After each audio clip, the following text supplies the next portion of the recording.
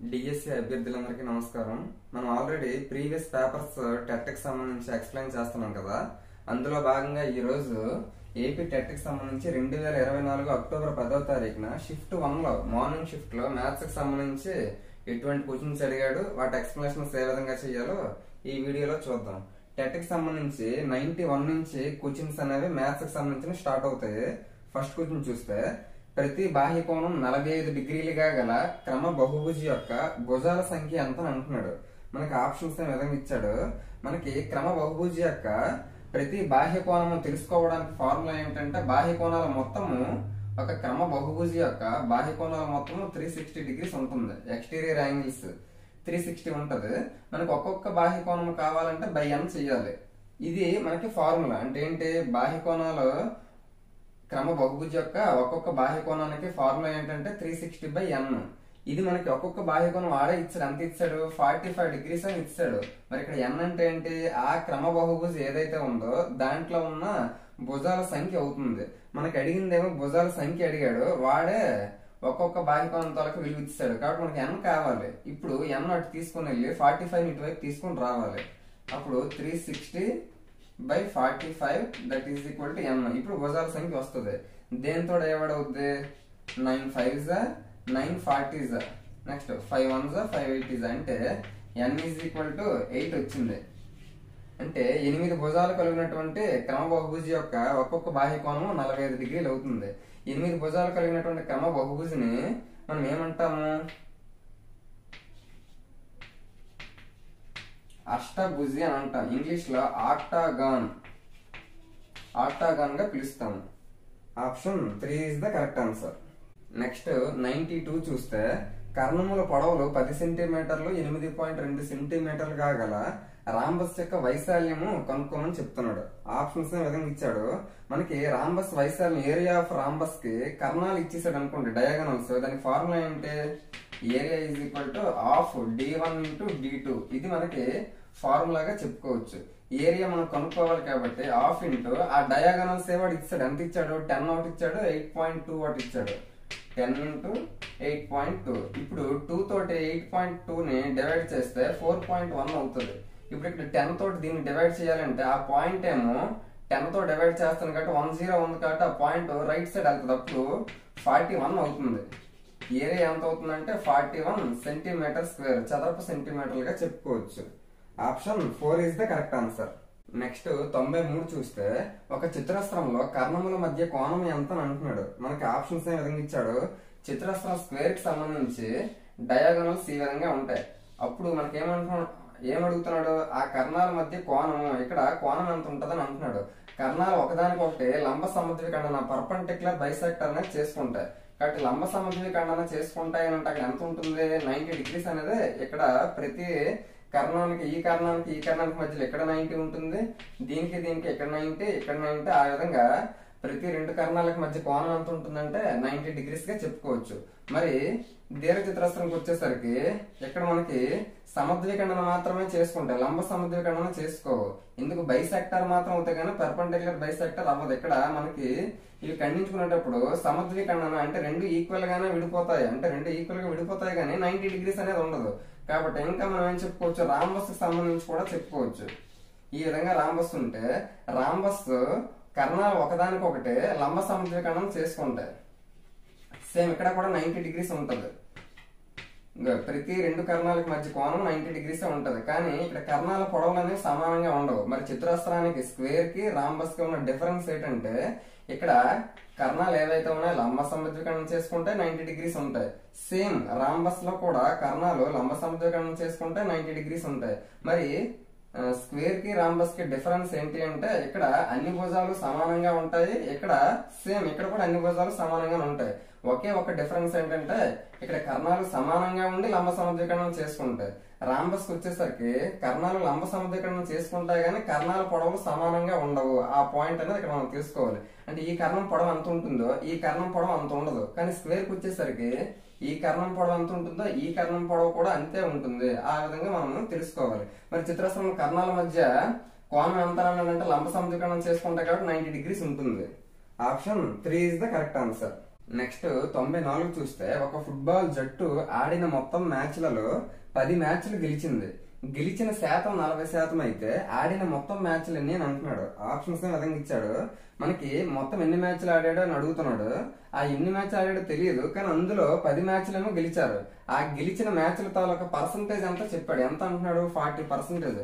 అంటే 40% మ్యాచ్లు గెలిచారని అంటున్నాడు. అలాగే పర్సంటేజ్ లో 40% అన్నాడు. ఎన్ని మ్యాచ్లు గెలిచారు? 10 మ్యాచ్లు గెలిచారు. అంటే 40% మ్యాచ్లు అనేది 10 గెలిచిన మ్యాచ్లకు సమానం అవుతుంది. ఎందుకు? ఇక్కడ కూడా గెలిచిన శాతమే ఇచ్చాడు, ఇక్కడ కూడా గెలిచిన మ్యాచ్లో ఇచ్చాడు. మనకు అడుగుతుంది అంటే మొత్తం మ్యాచ్లు ఎన్ని అని అన్నాడు. మొత్తం మ్యాచ్లు అంటే 100% అనేది అవుతుంది కదా. అంటే 100% అనేది ఎంత అవుతుంది అని అంటున్నాడు. మనకి 40% 10 అయినప్పుడు 100% ఏమో ఎక్కువ అవుతుంది. కాబట్టి ఎక్కువ 100 బై తక్కువ 40 ఇంటూ 10. ఇప్పుడు 0 0 క్యాన్సిల్, 4 1 4 25 అంటే 100% తాలూకా టోటల్ మ్యాచెస్ ఎన్ని అవుతాయంటే 25 అవుతాయి. Option 4 is the correct answer. Next 95 చూస్తే -4 మరియు 4 మధ్య గల పూర్ణ సంఖ్యల సగటు ఎంత అని అంటున్నాడు.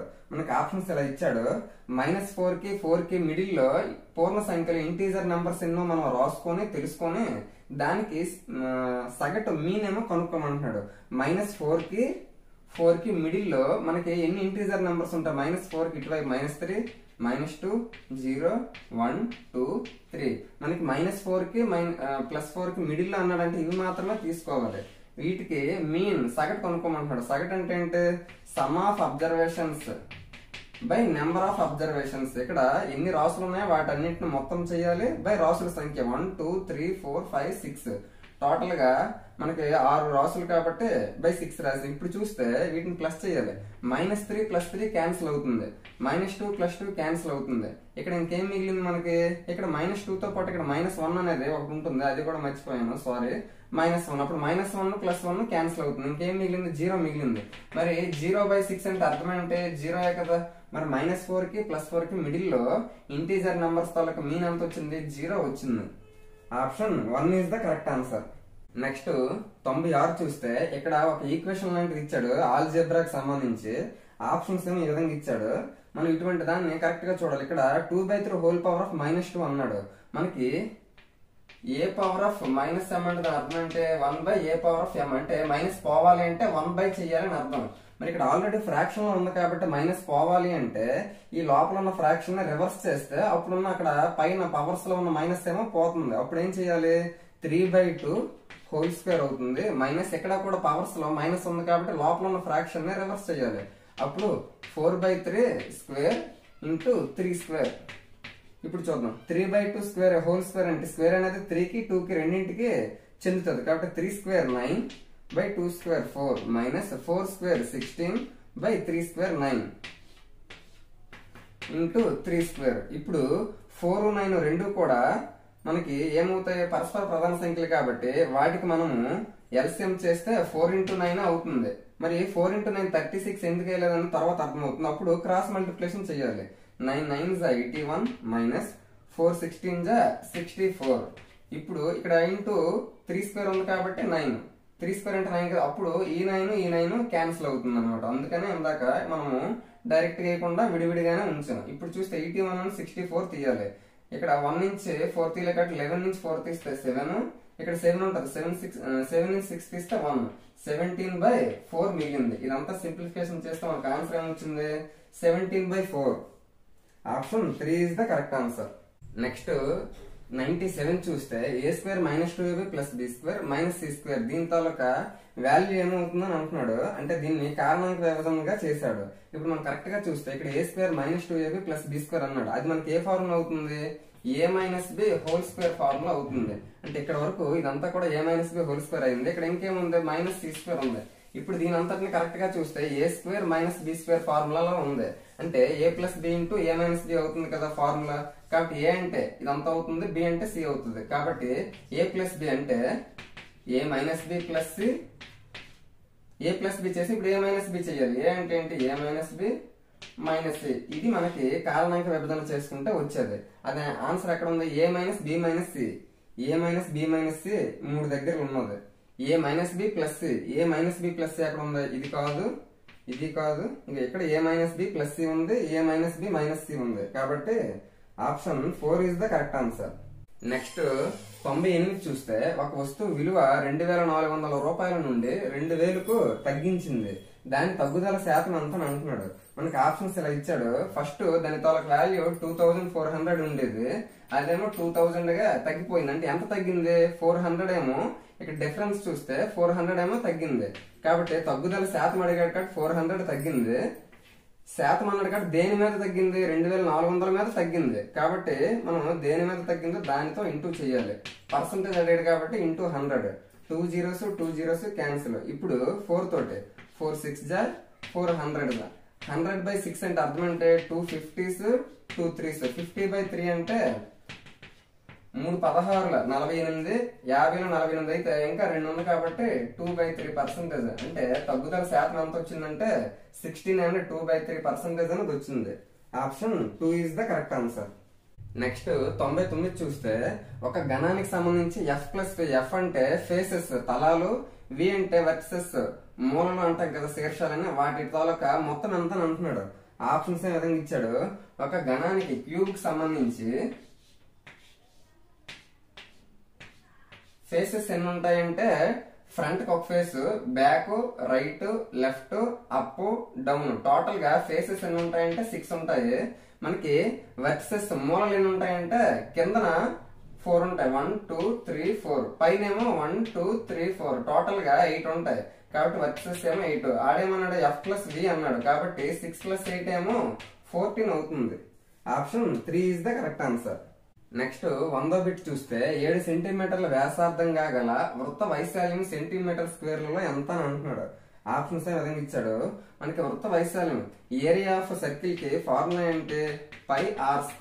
r అంటే రేడియస్, వ్యాసార్థం వాడు ఇచ్చాడు కదా. π అంటే 22/7, r ఏమో రేడియస్ 7 సెంటీమీటర్స్ ఇచ్చాడు కాబట్టి 7 × 7. ఎందుకు r² కాబట్టి 7 × 7.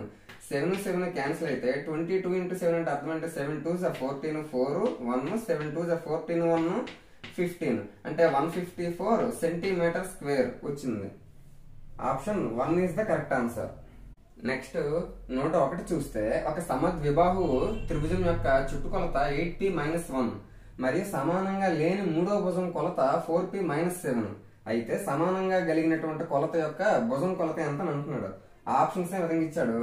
మనకి సమద్విబాహు త్రిభుజము అంటే ఐసోసెలస్ ట్రయాంగిల్ లో 2 సైడ్స్ ఏమో ఈక్వల్ గా ఉంటాయి, ఒకటి మాత్రం వేరేగా ఉంటది. వాడేమన్నాడు? మూడవ భుజం వేరేగా ఏదైతే ఉంటుందో దాని కొలత ఏమో 4p-7 అన్నాడు.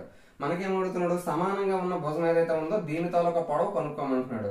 మనకి ఇంకొకటి ఏమి ఇచ్చాడు? ఆ త్రిభుజం తాలూకా చుట్టుకొలత ఇచ్చాడు. అంటే ఇవి ఇచ్చాడు. సపోజ్ సమానంగా ఉన్న భుజం తాలూకా కొలత x అనుకుంటే ఇది కూడా x అవుతుంది. అప్పుడు దీని తాలూకా పెరిమీటర్ చుట్టుకొలత ఏమవుతుంది? x 4p-7, x + x + 4p-7 అదంతా కలిపితే చుట్టుకొలత ఎంత అవుతుంది? 8p-1. ఇప్పుడు మనకి సమానంగా ఉన్న భుజం x అడిగాడు కాబట్టి x కనుక్కోవాలి. x + x 2x చూస్తే ఇటువైపు నుంచి +4p అటు వెళ్తే -4p అవుతుంది. 8pలో నుంచి 4p మైనస్ చేస్తే 4p అవుతుంది. -7 అటు వెళ్తే +7 అవుతుంది. +7 నుంచి -1 తీస్తే మనకి ఎంత ఉంటుంది? 6 ఉంటుంది. ఇక్కడ 2x ఉంది. అప్పుడు x = ఇందులో నుంచి మనం 2 అనేది కామన్ తీయచ్చు. ఇక్కడ 2 కామన్ తీస్తే ఇక్కడ 2p ఉంటది +3 ఉంటది. ఇక్కడ 2 ఏమో ఇటువైపు వస్తే /2 అవుతుంది. కాబట్టి 2 2 క్యాన్సిల్ అవుతుంది. అప్పుడు x అంటే సమానంగా ఉన్న భుజం తాలూకా పొడవు 2p + 3 అయ్యింది. Option 2 is the correct answer. Next 102 చూస్తే 15 - 4 - 7x = 9 అయితే ఇందులో x వాల్యూ ఏమో మనం కనుక్కోమంటున్నాడు. ఆప్షన్స్ ఏ విధంగా ఇచ్చాడు. మనకి x వాల్యూ కావాలి కాబట్టి x ను అటువైపు తీసుకుని వెళ్ళి ఇటువైపు ఉన్న 9 ని ఇటువైపు తీసుకుని వద్దాం. అప్పుడు ఏమవుతుంది? 15/4 +9 ఇటు వస్తే -9 అవుతుంది. -7x అటు వెళ్తే +7x అవుతుంది. ఇప్పుడు దీన్ని చేద్దాం. 15 4 × 9 36 కాబట్టి 36/4 that is equal to 7x. ఇప్పుడు మనకి x కావాలి కాబట్టి x ఈజ్ ఈక్వల్ టు ఏమవుతుంది? 15 లో నుంచి -36 + 15 ఉంది. అప్పుడు ఏమవుతుంది? డిఫరెన్సే కదా, అంటే మైనస్ చేయాలి. కంపల్సరీగా ప్లస్ మైనస్ ఉన్నాయంటే మైనస్ చేయాలి. దేనికి ఏ పెద్ద నెంబర్ కి ఏ సింబల్ అయితే ఉందో దాన్ని ఆ సింబల్ పెట్టాలి. ఇప్పుడు ఇక్కడ ప్లస్ ఉంది, ఇక్కడ మైనస్ ఉంది కాబట్టి కంపల్సరీగా మైనస్ చేయాలి. 6 నుంచి 5 తీస్తే 1, 3 నుంచి 1 తీస్తే 2, 21 వచ్చింది. మరి ఈ రెండు నెంబర్లో పెద్ద నెంబర్ కి ఏ సింబల్ ఉందో మైనస్ ఉంది కాబట్టి -21 అవుతుంది. 4. ఇక్కడ ఎక్స్ కి 7 ఇంటూ చేస్తుంది, ఇటువైపు వస్తే ఏమవుతుంది డివైడ్ చేస్తుంది కాబట్టి బై 7 అవుతుంది. అప్పుడు 7 1 జా 7 3 జా టోటల్ గా ఏమొచ్చింది -3/4 వచ్చింది. -3/4 option 1 is the correct answer. Next 103 చూస్తే కింది వాణిలో పరిపూర్ణ సంఖ్య ఏది, పర్ఫెక్ట్ నెంబర్ ఏదని అడుగుతున్నాడు. ఆప్షన్స్ విధంగా ఇచ్చాడు. అసలు పరిపూర్ణ సంఖ్య పర్ఫెక్ట్ నెంబర్ అంటే ఏంటి అంటే ఒక నెంబర్ ఏదైనా ఉంటే ఫర్ ఎగ్జాంపుల్ 3 ఉంది, దాని తాలూకా ఫ్యాక్టర్స్ 3కి ఫ్యాక్టర్స్ అంటే 1 3. ఇప్పుడు 3 తాలూకా ఫ్యాక్టర్స్ ని మనం ప్లస్ చేసేటప్పుడు ఆ నెంబర్ కి డబల్ వచ్చింది అనుకోండి, అప్పుడు ఆ నెంబర్ ఏమో మనకి పర్ఫెక్ట్ నెంబర్ అవుతుంది.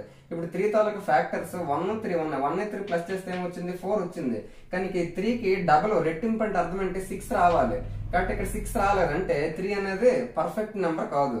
ఆ విధంగా మనకి పర్ఫెక్ట్ నెంబర్ స్టార్టింగ్ ఏది అంటే అన్నిటికంటే చిన్నది 6 అవుతుంది. ఎందుకు 6 తాలూకా ఫ్యాక్టర్స్ చూడండి 1 2 3 6 తాలూకా ఫ్యాక్టర్స్ అన్ని రాశాను. ఇప్పుడు ఆ ఫ్యాక్టర్స్ అన్ని మనం ప్లస్ చేస్తే కారణాంకాలను ప్లస్ చేస్తే 1 + 2 3 3 + 3 6 6 + 6 12. అంటే ఆ నెంబర్ కి డబల్ వచ్చిందా లేదా కారణాంకాలు మొత్తం చేస్తే. కాబట్టి అటువంటి నెంబర్ మనం పరిపూర్ణ సంఖ్య పర్ఫెక్ట్ నెంబర్ గా చెప్పవచ్చు. 6 అనేది మన పర్ఫెక్ట్ నెంబర్ అవుతుంది. కానీ ఇందులో 6 ఇవ్వలేదు, 28 అనేది మన పర్ఫెక్ట్ నెంబర్ అవుతుంది. ఈ విధంగా మనం ప్రతిదాన్ని మనం చేసుకోలేము. కాబట్టి పర్ఫెక్ట్ నెంబర్స్ చాలా లిమిటెడ్ గా 3 ఉంటాయి. ఆ 3 గుర్తుపెట్టుకుంటే ఈజీ. ఇప్పుడు 28 కి ఫ్యాక్టర్స్ ఏంటి 1 28, నెక్స్ట్ 2 14, నెక్స్ట్ ఇంకా ఏమవుతుంది 4 7. వీటన్నిటిని కూడా మనం ప్లస్ చేస్తే మనకి 28 కి డబుల్ ఏంటి 56. కాబట్టి 56 వస్తుంది వీటన్నిటిని ప్లస్ చేస్తే. 1 + 2 3 + 4 7 7 + 4 7 + 7 14 14 + 14 28 28 28 56. అంటే 28 అనే నెంబర్ కి డబుల్ వచ్చింది కారణాంకాలన్నీ ప్లస్ చేస్తే. కాబట్టి 28 కూడా పర్ఫెక్ట్ నెంబర్ అవుతుంది. మరి పర్ఫెక్ట్ నెంబర్స్ ఏవేవి అంటే 6 ఒకటి 28 ఒకటి 496 ఒకటి. ఈ విధంగా ఈ 3 నెంబర్లు గుర్తుపెట్టుకుంటే సరిపోద్ది. కాబట్టి మనకి ఇందులో ఆప్షన్స్ లో ఏమి ఇచ్చాడు 28 ఇచ్చాడు. Option 3 is the correct answer. Next 104 చూస్తే 3375 యొక్క ఘన మూలము క్యూబ్ రూట్ ఏమో మనకు కనుక్కోమంటున్నాడు. ఆప్షన్స్ ఏమో ఈ విధంగా ఇచ్చాడు. ఇక్కడ 15 కి సపోజ్ ఇప్పుడు ఇందులో దేనికి క్యూబ్ 3375 అవుతుందో అదే కదా మనకు కావాల్సిన ఆన్సర్ అవుతుంది. ఇప్పుడు కరెక్ట్ గా చూస్తే ఇక్కడ 3375 ఉంది. ఫర్ ఎగ్జాంపుల్ నేను 25 క్యూబ్ చేస్తాను అనుకున్నా, అర్థం ఏంటి 25 × 25 × 25 అంటే 2 2s 4 4 2s 8 అంటే 8000 తో ఇక్కడ ఆన్సర్ అనేది ఉంటుంది. మనకు కావాల్సిన ఆన్సర్ ఇక్కడ 8000 తో ఉంటది. కానీ మనకు కావాల్సింది అంటే 3300 లోనే కావాలి. కాబట్టి 15 ని క్యూబ్ చేస్తే 15 × 15 × 15. ఇప్పుడు కరెక్ట్ గా చూస్తే 15 × 15 225 × 15. మనం దీన్ని క్యూబ్ గా ఏ విధంగా చెయ్యాలి అంటే ఫస్ట్ దీన్ని ఇంటూ చేద్దాం. 15 5 75 5 7 15 2 30 + 7 37 7 3 15 2 30 + 3 33. అంటే మనకి కావాల్సిన 3375 వచ్చింది. దేని తాలూకా క్యూబ్ అది 15 తాలూకా క్యూబ్. కాబట్టి మనకు కావాల్సిన answer option 1 is the correct answer. మనం ఆప్షన్స్ చూసుకొని కూడా ఈజీగా చేయొచ్చు. ఇక్కడ 35 ఉంది. ఫర్ ఎగ్జాంపుల్ 30 అనుకోండి, 30 × 30 అప్పుడు ఏమవుతుంది 3 3s 9 9 3s 27. 27 పక్కన 3 zeros వస్తాయి, ఎందుకు ఇక్కడ 3 zeros ఉన్నాయి కాబట్టి. అంటే మనకు కావాల్సిన ఆన్సర్ 27,000. ఇక్కడ 30 కి క్యూబ్ చేస్తేనే 27,000 వచ్చింది. మరి 35 క్యూబ్ అంటే 27,000 కంటే ఎక్కువ వస్తుంది. కానీ మనకు కావాల్సింది కేవలం 3375 కదా. ఆ విధంగా 15 క్యూబ్ కి సంబంధించి మనం ఆప్షన్ వెరిఫికేషన్ చేసుకుంటే ఈజీ అవుతుంది. నెక్స్ట్ దీనికే సంబంధించి 15 కి క్యూబ్ కి డైరెక్ట్ గా ఇది అవుతుందా లేదా కూడా ఈజీగా కనుక్కోవచ్చు. క్యూబ్స్ అనేవి ఫస్ట్ 15 కి క్యూబ్ కనుక్కుంటే ఇది ఆన్సర్ వస్తుందా లేదా చూద్దాం. ఇటువంటి అప్పుడు ఏం చేయాలి, ఫస్ట్ ఇక్కడ ఉన్న నెంబర్ని చూడాలి. ఫస్ట్ 1 ఉంది కాబట్టి 1 కి క్యూబ్ చేయి. మనకి ఇటువైపు పక్కన పెట్టిన 1 కి క్యూబ్ చేస్తే 1 వస్తుంది. 5 క్యూబ్ చేస్తే ఎంత వస్తుంది 125. ఆ నెంబర్స్ మనకు తెలియాలి. ఇప్పుడు మధ్యలో ఏ నెంబర్స్ వస్తాయంటే ఫస్ట్ దీన్ని స్క్వేర్ చేసి దీని ఇంటూ చేయండి. 1 స్క్వేర్ 1 × 5 5. తర్వాత ఇప్పుడు దీన్ని స్క్వేర్ చేసి దీనికి ఇంటూ చేయండి. 5 స్క్వేర్ 25 25 × 1 25. ఇప్పుడు ఈ మధ్యలో ఉన్న రెండింటిని క్యూబ్లు ఏవైతే చేసినా అవి కాకుండా మధ్యలో ఉన్నవి రెండింటిని కూడా డబల్ చేయాలి. 5 ని డబుల్ చేస్తే 10, 25 ని డబుల్ చేస్తే 50. ఇప్పుడు దీని అంతటిని మనం ప్లస్ చేయాలి. కాకపోతే ఇండివిజువల్ గా ఇక్కడ ఒక్కొక్క డిజిట్ మాత్రమే తీసుకోవాలి. ఇక్కడ 125 లో 5 ని మాత్రమే తీసుకోవాలి. మిగిలిన 12 మొత్తాన్ని నెక్స్ట్ దానికి క్యారీ చేసుకోవాలి. ఇక్కడ 50, 25, 12 వీటన్నిటిని ప్లస్ చేస్తే 87 వస్తుంది.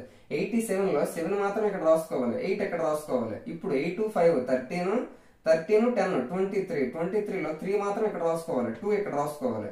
1, 2, 3 అవుతుంది. ఆ విధంగా ఒక్కొక్క డిజిట్ మాత్రమే రాసుకోవాలి. నెక్స్ట్ ఫస్ట్ దానికి క్యూబ్ చేయాలి, లాస్ట్ దానికి క్యూబ్ చేయాలి, మధ్యలో ఉన్న వాటికి ఫస్ట్ దానికి స్క్వేర్ చేసి ఇంటూ చేయాలి. ఇక్కడ 5 వచ్చింది. సెకండ్ దానికి స్క్వేర్ చేసి ఇంటూ చేయాలి, 25 వచ్చింది. ఆ రెండింటికి కూడా డబల్ అనేది ఇక్కడ రాయాలి. అప్పుడు టోటల్ గా ఒక్కొక్క డిజిట్ మాత్రం మనం వేసుకుంటే ఇక్కడ వచ్చిన నెంబర్ కి క్యూబ్ అనేది మనం కనిపెట్టడం జరిగింది. సేమ్ ఈ విధంగా చేసినా కూడా 3375 దగ్గర వచ్చింది. కాబట్టి ఆప్షన్ 1 అనేది కరెక్ట్ అవుతుంది. నెక్స్ట్ 105 చూస్తే 2023 మరియు 2024 సంవత్సరాల్లో మొత్తం రోజులు ఎన్ని అంటున్నాడు. మనకి ఆప్షన్స్ విధంగా ఇచ్చాడు. 2023లో మనకి ఎన్ని డేస్ ఉంటాయని అంటే మనకి 2023 అనేది నార్మల్ ఇయర్, లీప్ ఇయర్ కాదు. లీప్ ఇయర్ కాకుండా నార్మల్ ఇయర్ అయ్యిందంటే అప్పుడు మనకి 365 డేస్ ఉంటాయి. 2024 అనేది మనకి లీప్ ఇయర్ అవుతుంది. కాబట్టి లీప్ ఇయర్ లో 366 ఉంటాయి, 1 డే ఎక్స్ట్రా ఉంటది. ఆ రెండింటి తాలూకా 2 సంవత్సరాల తాలూకా మొత్తం అంతా అంటున్నాడు. మనకి 366 అన్నాను కదా, 5, 6, 11, 1, 1, 6, 6, 12, 1, 13, 3, 1, 3, 3, 6, 1, 7, 731. అంటే ఒక సాధారణ సంవత్సరాన్ని ఒక లీప్ సంవత్సరాన్ని మొత్తం చేస్తే రోజులు ఎన్ని వస్తాయి? 731 వస్తున్నాయి. Option 2 is the correct answer. ఒకవేళ మనకి 2 సాధారణమైన సంవత్సరాలే అనుకోండి, అప్పుడు 365 ప్లస్ చేయాలి. అప్పుడు ఎంత వస్తుంది? 730 వస్తుంది. ఒకవేళ 2 కూడా లీప్ సంవత్సరాలు అనుకోండి, అప్పుడు మనకి 366 ఆ రెండింటిని ప్లస్ చేస్తే 732 వస్తుంది. అంటే 2 లీప్ సంవత్సరాలను ప్లస్ చేస్తే 732 డేస్, 2 నార్మల్ ఇయర్స్ ని ప్లస్ చేస్తే 730 డేస్. ఒక నార్మల్ ఇయర్ ఒక లీప్ ఇయర్ ని మనము ప్లస్ చేస్తే 731 డేస్. ఇక్కడ 2023 నార్మల్ ఇయర్, 2024 ఏమో లీప్ ఇయర్. కాబట్టి normal the leap the plus చేస్తే మనకి 731 వస్తుంది. నెక్స్ట్ 106 చూస్తే 7 సెంటీమీటర్ల వ్యాసార్థం కలిగిన స్తూపం వక్రతల వైశాల్యము 308 చదరపు సెంటీమీటర్లు అయితే స్తూపం యొక్క ఎత్తు ఎంత అని అంటున్నాడు. ఆప్షన్స్ విధంగా ఇచ్చాడు. ఒక స్తూపం సిలిండర్ ఈ విధంగా ఉంటే ఈ విధంగా ఉంటుంది. అందులో స్తూపం తాలూకా వక్రతల వైశాల్యం అంటే ఇది మనకి ఈ విధంగా రౌండ్ గా ఉంటది కదా, ఆ వక్రతల వైశాల్యం.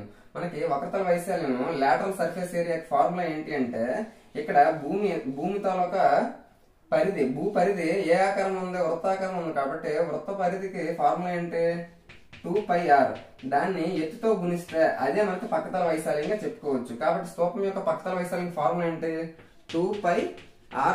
అది మనకి లాటరల్ సర్ఫేస్ ఏరియా ఎంతో ఆడ ఇచ్చాడు, 308 సెంటీమీటర్ స్క్వేర్ అన్నాడు. ఇప్పుడు ఒక్కొక్క వాల్యూని మనం సబ్స్టిట్యూట్ చేద్దాం. 22/7 పై అంటే r అంటే రేడియస్ ఆడిచ్చాడు. ఎంత ఇచ్చాడు? వ్యాసార్థము 7. హెచ్ హైట్ ఏమో మనకి స్తూపం తాలూకా సిలిండర్ హైట్ ఏమో కనుక్కోమన్నాడు. కాబట్టి హెచ్ ఈజ్ ఈక్వల్ టు 308. ఇప్పుడు 7 క్యాన్సిల్ అవుతుంది. ఇప్పుడు చూస్తే ఇంకా మనకి ఏం పోతుంది? 2 తోటి దీన్ని మనం డివైడ్ చేద్దాం. 2 తోటి 2 1 2 154 తో డివైడ్ అవుతుంది. ఇక్కడ ఇప్పుడు ఇది మనకి దేంతో డివైడ్ అవుతుంది అంటే 11 తో డివైడ్ అవుతుంది. 11 2 నెక్స్ట్ 11 1 11, ఇంక 4 ఉంది. 4 పక్కన 4 అంటే 44. 11 4 44. అంటే ఇక్కడ 2 ఉంది, ఇక్కడ 14 ఉంది. 2 1 2 7 అంటే హైట్ కూడా మనకి ఎంత వచ్చింది? 7 సెంటీమీటర్స్ అనేది వచ్చింది. Option 1 is the correct answer. Next 107 చూస్తే ఇక్కడ ఒక ఈక్వేషన్ అనేది ఇచ్చాడు. దాన్ని సాల్వ్ చేస్తే ఆప్షన్స్ లో ఏదవుతుంది అని అంటున్నాడు. మనకి ఇటువంటివి చాలా కన్ఫ్యూజన్ అనేది ఉండడానికి ఛాన్స్ ఉంటది. చాలా జాగ్రత్తగా చూడాలి. ఫస్ట్ బడ్మాస్ రూల్ ప్రకారంగా చేయాలి. కాబట్టి ఫస్ట్ బ్రాకెట్ లో ఉన్నది కంప్లీట్ చేయాలి. 5 లో నుంచి 1/5 మైనస్ చేయాలంటే 5 5 25. 25 లో నుంచి 1 తీస్తే 24/5. ఇప్పుడు ఇక్కడ మనకి డివిజన్ సింబల్ ఉంది. డివిజన్ సింబల్ ని నేను ఇంటూగా మార్చుకుంటే అప్పుడు ఇక్కడ 5 ఏమో 1/5 అవుతుంది. అంటే డివిజన్ ఇంటూగా మారిస్తే ఇక్కడ ఏదైతే ఉంటుందో ఆ నెంబర్ ఏమో రివర్స్ అవుతుంది. ఇక్కడ ఏమీ లేదంటే 5/1 ఉన్నట్టు, దాన్ని మనం రివర్స్ చేస్తే 1/5 అవుతుంది. మిగిలినంతా యాజ్ ఇట్ ఈజ్ గా రాసుకుంటాం. సేమ్ ఇక్కడ కూడా డివిజన్ ని ఇంటూగా మార్చుకుంటే 1/5 ఏమో రివర్స్ అయితే 5/1 అవుతుంది. 5/1 అన్నా 5 అన్నా ఒకటే. ఇప్పుడు కరెక్ట్ గా చూస్తే ఫస్ట్ ఇంటూని కదా మనం కంప్లీట్ చేయాలి. ఈ రెండు ఒక ఇంటూగా ఉన్నాయి, ఈ రెండు ఒక ఇంటూగా ఉన్నాయి. ఇప్పుడు 5 into 5 ఇక్కడ 25 అవుతుంది. ఇక్కడ మైనస్ చేయాలి. ఏంటి మైనస్ చేయాలి? 24 into 1 24 by 5 into 5 25. అంటే మొత్తంగా ఏమొచ్చింది? 24/25 మైనస్ 25 అది మనకు వచ్చింది. ఇక్కడ ఏమీ లేదంటే 1 ఉన్నట్టు. కాబట్టి 25 కి 1 కి ఎల్సిఎం కడితే 25 వస్తుంది. అప్పుడు క్రాస్ మల్టిప్లికేషన్ చేయాలి. 1 into 24 24 మైనస్ 25 into 25 625. ఇప్పుడు 625 నుంచి 24 మైనస్ చేయాలి. ఎందుకు? ఒక దగ్గర ప్లస్ ఉండే ఇంకో దగ్గర మైనస్ ఉన్నదంటే ఖచ్చితంగా మైనస్ చేయాలి. పెద్ద నెంబర్కి ఏది ఉందో ఆ సింబల్ పెట్టాలి. ఇప్పుడు ఇక్కడ ప్లస్ ఇక్కడ మైనస్ కాబట్టి మైనస్ చేయాలి. 625 నుంచి 24 మైనస్ చేస్తే మనకి ఎంత వస్తుంది? 601 వస్తుంది. మరి ఈ రెండింటిలో పెద్ద నెంబర్ 625, దానికి మైనస్ ఉంది కాబట్టి మైనస్ పెట్టాలి బై 25. అంటే మనకు కావాల్సిన ఆన్సర్ అంటే minus 601 divided by 25. Option 3 is the correct answer. Next 108 చూస్తే ఇక్కడ దత్తాంశం కొన్ని రాసులు ఇచ్చాడు. ఆ రాసుల యొక్క బాహుళకము మరియు మధ్యగతం. బాహుళకం మోడ్ కనుక్కోవాలి, మధ్యగతం మీడియన్ కనుక్కోవాలి. ఆప్షన్స్ ఏ విధంగా ఇచ్చాడు. మనకి మోడ్ బాహుళకం అంటే ఏంటి? ఇచ్చిన రాసులు ఏవైతే ఉన్నాయో ఆ రాసుల్లో ఎక్కువ రిపీట్ అయిన నెంబర్ ఏదైతే ఉన్నదో అదే మనకి మోడ్ గా చెప్పుకోవచ్చు. ఇక్కడ ఇచ్చిన అబ్జర్వేషన్స్ లో ఎక్కువ సార్లు రిపీట్ అయింది అది 7 ఏమో 2 times రిపీట్ అయింది. 3 ఏమో 1 2 3 3 ఏమో ఎక్కువ సార్లు అంటే 3 times రిపీట్ అయింది. కాబట్టి ఫస్ట్ బాహుళకం ఏమో 3 అవుతుంది. ఆప్షన్స్ లో అన్నిట్లో కూడా ఫస్ట్ 3 ఉంది. కాబట్టి బాహుళకం ప్రకారంగా మనం ఆన్సర్ అయితే చెప్పలేము. మధ్యగతం కనుక్కోవాలి, మీడియన్. మధ్యగతం అంటే ఏంటి? ఇచ్చిన రాసులు ఏవైతే ఉన్నాయో ఆ రాసుల్ని ఆరోహణ క్రమం అసెండింగ్ ఆర్డర్ లో పెట్టుకుంటే మధ్యలో ఏది ఉంటుందో అదే మనకి మధ్యగతంగా చెప్పుకోవచ్చు. ఇక్కడ మొత్తం ఎన్ని రాసులు ఇచ్చాడు? 1 2 3 4 5 6 7 ఇచ్చాడు అంటే మరి మధ్యలో ఏది ఉంటుంది అంటే 4th ఉంటుంది. ఎందుకు? ఇటువైపు 3 రాసులు, అటువైపు 3 రాసులు పోతే మధ్యలో 4th మనకి మీడియన్ మధ్యగతం అవుతుంది. కాబట్టి 4వది మనం ఒక వరుసలో పెట్టుకుని 4వది ఏదైతే అవుతుందో అదే మనం చూసుకోవాలి. ఫస్ట్ అన్నిటికంటే చిన్నదైతే 1, తర్వాత 3, తర్వాత 3, తర్వాత 3. మరి మనం ఇవన్నీ మిగిలిన కూడా చేయాల్సిన అవసరం లేదు. ఎందుకు? మనం 4వదే కనుక్కోవాలి. మరి 4వది ఆల్రెడీ కనుక్కున్నాం. ఏది? 3 వచ్చింది. కాబట్టి మధ్యగతం కూడా 3 అవుతుంది. లేదు ఒకవేళ మిగిలిన కూడా రాసుకుంటాను అంటే 6 7 7 అంటే వాటితో మనకు సంబంధం లేదు. మధ్యలో ఉన్నది మనకు కావాలి, అదే కదా మీడియన్. కాబట్టి 3 అవుతుంది. అంటే మోడ్ 3 వచ్చింది, మీడియన్ 3 వచ్చింది. 3 3 అనేది మనకు answer. Option 1 is the correct answer. Next 109 చూస్తే తిరుపతి ఎక్స్ప్రెస్ 23 గంటల 40 నిమిషాలకు భీమవరం చేరుకుని అంటున్నాడు. ఆ సమయాన్ని 12 గంటల రూపంలో చెప్పాలి. ఆప్షన్స్ ఏ విధంగా ఇచ్చాడు. మనకి ఇక్కడ ఇచ్చిన టైం ఏదైతే ఉందో ఇది 24 గంటలకు సంబంధించిన టైం అనమాట. అంటే రైల్వే టైము మనకి ఈ విధంగానే ఉంటుంది. రైల్వేలో ఏఎం పిఎం అనేది మనకు ఉండదు. కానీ మామూలుగా అయితే మన వాచ్ల్లో గానీ లేకపోతే మన ఫోన్లో గానీ ఏఎం పిఎం లో ఉంటుంది. అటువంటివన్నీ కూడా 12 గంటల రూపంలో ఉన్నాయని అర్థం చేసుకోవచ్చు. మనకి చూడాలి, అర్ధరాత్రి 12 గంటల నుంచి మధ్యాహ్నం 12 గంటల వరకు ఏఎం అనేది ఉంటుంది. మరి మధ్యాహ్నం 12 గంటల నుంచి అర్ధరాత్రి 12 గంటల వరకు పిఎం గా ఉంటుంది. ఇక్కడ మనకి రైల్వే సిస్టమ్ లో అర్ధరాత్రి 12 నుంచి మధ్యాహ్నం 12 వరకు ఏది ఏఎం పిఎం అని చూపించడు. కానీ మనలాగే అన్ని కూడా మామూలుగానే ఉంటాయి. కానీ మధ్యాహ్నం 12 దాటింది అంటే సపోజ్ 1 గంట అయ్యింది అనుకోండి, అప్పుడు మనకేం చూపిస్తుంది? 12 గంటల టైంలోనా ఈ విధంగా పిఎం చూపిస్తుంది. ఎందుకు? మధ్యాహ్నం అయిందంటే మధ్యాహ్నం 12 తర్వాత ఏ టైం ఉన్నా కూడా పిఎం లోనే ఉంటది. కానీ రైల్వే సిస్టమ్ కి వచ్చేసరికి మనకి రైల్వేలో 24 గంటలకు సంబంధించింది కాబట్టి 12కి 1 కలిపితే 13 అని చూపిస్తుంది. ఇక్కడ మనకి ఏఎం పిఎం అనేది చూపించదు. కాబట్టి ఇక్కడ మనకి రైల్వేలో 23 గంటల 40 నిమిషాలు అన్నాడు. మనకి 12 గంటల టైంలో 12 గంటల రూపంలో మనకి ఏఎం పిఎం గా ఏ చూపిస్తుంది. మనకి ఆల్రెడీ ఇక్కడ 23 గంటలు అన్నాడు అంటే 12 గంటలు దాటి 13లోకి వచ్చిందంటే అది మధ్యాహ్నం దాటిందంటే పిఎం లో ఉన్నది అని అర్థం చేసుకోవచ్చు. మరి పిఎం లో ఉన్నవేవి ఏఎం లో ఉన్నవి కాదు. కాబట్టి మనకి అయ్యేది 2 గానీ 4 గానీ అవ్వాలి. మనకి 23 గంటల 40 నిమిషాలు అన్నాడు అంటే 12కి మనం 23 కావాలంటే ఎంత కలపాలి? 12కి 11:40 కలిపాం అనుకోండి, అప్పుడు మనకి 23:40 వస్తుంది. అంటే అర్ధరాత్రి 11:40 పిఎం అయితే అర్ధరాత్రి 11:40 పిఎం అయితేనే అది మనకి రైల్వే టైంలో 23 గంటల 40 నిమిషాలని చూపిస్తుంది. కాబట్టి option 2 is the correct answer. Next 110 చూస్తే ఎక్స్ లో 5% విలువ 600 అయితే ఎక్స్ విలువ ఎంత అని అంటున్నాడు. ఆప్షన్స్ ఏ విధంగా ఇచ్చాడు. ఎక్స్ అనేది మనం 100% అనుకుంటే ఆ ఎక్స్ మనం కనుక్కోవాలంటే 100% అనేది మనం కనుక్కోవాలి. కానీ వీడిచ్చిన మనకి ఇన్ఫర్మేషన్ ఏంటి? ఎక్స్ లో 5% అంటే 100లో 5% అనేది వాడు ఎంత ఇస్తాడు? మనకి 600 అని ఇస్తాడు. మనం 100% అంటే ఎగ్జాక్ట్ గా ఎక్స్ వాల్యూ మనం కనుక్కోవాలి అని అంటున్నాడు. 5% 600 అయినప్పుడు 100% అనేది ఖచ్చితంగా ఎక్కువ అవుతుంది. కాబట్టి ఎక్కువ 100 బై తక్కువ 5 ఇంటూ 600. ఇప్పుడు 5 తోటి 5 1 5 20 ఇప్పుడు ఇక్కడ 20 ఇంటూ 600 అంటే 2 6 12. ఇక్కడ 1 0 ఇక్కడ 2 zeros టోటల్ గా 3 zeros. అంటే ఆ ఎక్స్ వాల్యూ ఎంత అంటే 12,000 అవుతుంది. Option 1 is the correct answer. Next 111 చూస్తే ఇక్కడ ఒక ఈక్వేషన్ ఇచ్చాడు, దాన్ని సింప్లిఫై చేయమంటున్నాడు. ఆప్షన్స్ ఈ విధంగా ఇచ్చాడు. ఫస్ట్ మనకి బ్రాకెట్ లో ఉన్నదాన్ని కంప్లీట్ చేద్దాం, మిగిలినంత యాజ్ ఇట్ ఈస్ గా రాద్దాం. 1/2 డివైడెడ్ బై బ్రాకెట్ లో ఉన్నదాన్ని కంప్లీట్ చేస్తే ఇక్కడ -1/3.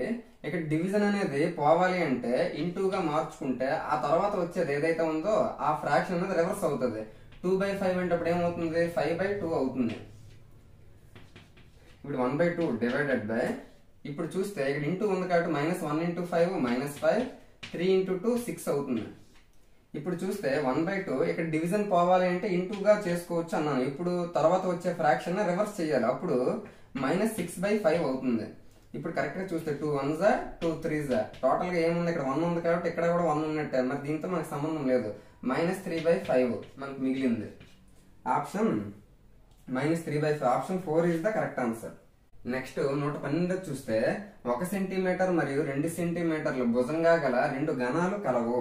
వాటి ఘనపరిమాణాల మధ్య వ్యత్యాసం అంటే డిఫరెన్స్ అనేది కనుక్కోమంటాడు. ఏంటికి, ఆ ఘనపరిమాణ వాల్యూమ్ కి. అంటే ఫస్ట్ 1 సెంటీమీటర్ తాలూకా ఘనం తాలూకా ఘనపరిమాణంకి 2 సెంటీమీటర్ల తాలూకా ఘనపరిమాణానికి ఆ రెండింటి తాలూకా డిఫరెన్స్ ఏమో కనుక్కోమంటున్నాడు. ఆప్షన్స్ ఏమో ఇలా ఇచ్చాడు.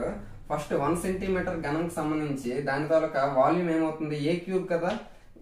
ఘనం తాలూకా ఘనపరిమాణం వాల్యూమ్ ఫార్ములా ఏంటంటే ఏ క్యూబ్. ఏ అంటే 1 సెంటీమీటర్ ఇచ్చాడు కాబట్టి 1 క్యూబ్. 1 క్యూబ్ అంటే ఏంటి 1. మరి 2 సెంటీమీటర్ ఉన్నటువంటి ఘనము క్యూబ్ కి సంబంధించి దాని తాలూకా వాల్యూమ్ ఫార్ములా అంటే అది కూడా ఏ క్యూబే కాబట్టి ఏ ప్లేస్ లో ఎంత వేయాలి, 2 సెంటీమీటర్ కాబట్టి 2 క్యూబ్. 2 క్యూబ్ అంటే ఏంటి 8. ఇక్కడ 1 వచ్చింది, ఇక్కడ 8 వచ్చింది. ఆడేమన్నాడు, వ్యత్యాసము డిఫరెన్స్ అన్నాడు. కాబట్టి 8 లో నుంచి 1 మైనస్ చేస్తే 7 వస్తుంది. Option 1 is the correct answer. Next 113 చూస్తే 687C29 ఇది ఒక నెంబర్ అనే సంఖ్య. ఆ నెంబర్ 9తో నిశ్శేషంగా భాగించబడిన 2C దాని తాలూకు వాల్యూ అడుగుతున్నాడు. ఆప్షన్స్ ఈ విధంగా ఇచ్చాడు. ఫస్ట్ మనకి ఇచ్చిన నెంబర్ ఏంటి 687C29. ఈ నెంబర్ ఏమో 9 తో ఎగ్జాక్ట్ గా డివైడ్ అవుతుందని అంటున్నాడు. 9 తో డివైడ్ అవ్వాలి అంటే దాని రూల్ ఏంటి, అంకెల మొత్తము అంటే అంక మూలం ఏదైతే ఉందో digital root sum of digits 9తో డివైడ్ అవ్వాలి. అటువంటిప్పుడు ఆ నెంబర్ మొత్తం 9తో డివైడ్ అవుతుందని అర్థం చేసుకోవచ్చు. ఇప్పుడు ఈ నెంబర్స్ అన్నిటిని మనం ప్లస్ చేయాలి. ఇందులో మనం ప్లస్ చేయడానికంటే బదులు 9తో డివైడ్ అవ్వాలి కాబట్టి అంకమూలం కాబట్టి 9 ఏ 2 మనం ప్లస్ చేస్తే 9 అవుతుందా, వాటన్నిటిని మనం పక్కకు పెట్టివచ్చు అంటే కట్ చేసేవచ్చు. ఇక్కడ 9 ఉంది కాబట్టి క్యాన్సిల్ చేయొచ్చు. 7 2 ప్లస్ చేస్తే 9 అవుతుంది కాబట్టి క్యాన్సిల్ చేయొచ్చు. ఇంకా ఏం మిగిలింది 6 8 మిగిలింది. 6 8 ప్లస్ చేస్తే 14. ఇక్కడేమో C ఉంది. మనకి 9తో డివైడ్ అవ్వాలంటే దాని తాలూకా మల్టిపుల్స్ అవ్వాలి. 9 అయినా అవ్వాలి, 18 అయినా అవ్వాలి, 27 అయినా అవ్వాలి. ఆ విధంగా మల్టిపుల్స్ అవ్వాలి. ఇక్కడ 14 అయ్యింది రెండింటిని ప్లస్ చేస్తే. అంటే మనకి ఇక్కడ C ప్లేస్ లో ఎంత వేస్తే అది 9తో డివైడ్ అవుతుంది. C ప్లేస్ లో 2 వేసారు అనుకోండి, 14 2 16 అవుతుంది. 16 9తో డివైడ్ అవ్వదు కాబట్టి C ప్లేస్ లో 4 వేసారు అనుకోండి, 14 4 18 అవుతుంది. 18 అనేది 9తో డివైడ్ అవుతుంది కాబట్టి ఆ నెంబర్ మొత్తం కూడా 9తో డివైడ్ అవుతుంది. అంటే C ప్లేస్ లో మనకి ఎంత రావాలి, 4 రావాలి. కాబట్టి C వాల్యూ ఎంత అవుతుంది, 4 అవుతుంది అని చెప్పి 4 అనేది పెట్టకూడదు. వాడు అడిగింది అంటే 2C తాలూకా వాల్యూ. C ఏమో 4 అయినప్పుడు 2C ఏమవుతుంది 2 ఇంటూ 4 కదా. 2 ఇంటూ 4 అంటే 8 వస్తుంది. కాబట్టి option 4 is the correct answer. Next last చూస్తే 114 బాగా కలిపిన 52 ప్యాక ముక్కల కట్ట నుండి ఒక కార్డును యాదృచ్ఛికంగా తీస్తే అది ఏస్ కార్డు అయ్యేటటువంటి అగుటకు సంభావ్యత ఎంత అని అంటున్నాడు. ఆప్షన్స్ ఏ విధంగా ఇచ్చాడు. ప్రాబిలిటీకి సంబంధించి మనకి ప్యాక్ ముక్కల కట్టలో మొత్తం 52 కార్డ్స్ ఉంటాయి. అందులో 26 ఏమో బ్లాక్ కలర్ లో ఉంటాయి, 26 ఏమో మనకి రెడ్ కలర్ లో ఉంటాయి. రెడ్ కలర్ లో ఆ 26 ఉంటాయి కదా, ఆ 26 మళ్ళీ 13 గా విడిపోతాయి. అంటే ఒక 13 ఏమో డైమండ్ గా ఈ ఆకారంలో డైమండ్ తో ఉంటాయి రెడ్ కలర్ లోనే. ఒక 13 ఏమో డైమండ్ లా ఉంటాయి. ఇంకొక 13 ఆర్టీన్ లా ఈ విధంగా రెడ్ కలర్ లో ఆర్టీన్ అంటారు, అవి 13 ఉంటాయి. ఇంకా బ్లాక్ వచ్చేసరికి ఇవి కూడా సేమ్ వాటిలాగే 13 గా విడిపోద్ది. అందులో 13 ఏమో మనము ఇస్పేట్ అని అంటాం కదా, ఇస్పేడ్ కి సంబంధించి అంటాం కదా, అది ఇస్పేడ్. ఇంకొక 13 ఏమో కలవర్ క్లబ్స్ అంటాం కదా, అది. ఆ విధంగా టోటల్ గా 13 13 13 13 13 4 52. బ్లాక్ కలర్ ఉండవు 26, రెడ్ కలర్ ఉండవు 26. మనకి 13లో ఏమేమి ఉంటాయి? నెంబర్స్ 2, 3, 4, 5, 6, 7, 8, 9, 10 ఇక్కడ వరకు నెంబర్స్ ఉంటాయి. ఇంకా లెటర్ ఏముంటుందంటే ఏ ఉంటుంది. అలాగే బొమ్మలు ఉంటాయి. ఇప్పుడు ఆల్రెడీ 10 అయిపోయాయి. బొమ్మలు ఏముంటాయంటే జే, క్యూ, కే. ఈ విధంగా బొమ్మలకు సంబంధించి 3 ఉంటాయి. నెంబర్స్ కి సంబంధించి ఇవి ఉంటాయి. ఈ ఏనే మనము ఏస్ గా చెప్పుకోవచ్చు. ఏస్ అంటాం. మనకి ఇప్పుడు ఏమంటున్నాడు? 52లో నుంచి ఒక కార్డు తీస్తే అది ఏస్ కార్డు అవ్వాలని అంటున్నాడు. మొత్తం మనకి ఏస్ కార్డులు ఎన్ని ఉంటాయి? మొత్తం అవకాశాలు ఏంటంటే 52 కార్డులు కాబట్టి మొత్తం అవకాశాలు 52. అందులో ఏస్ కార్డు అవ్వాలి.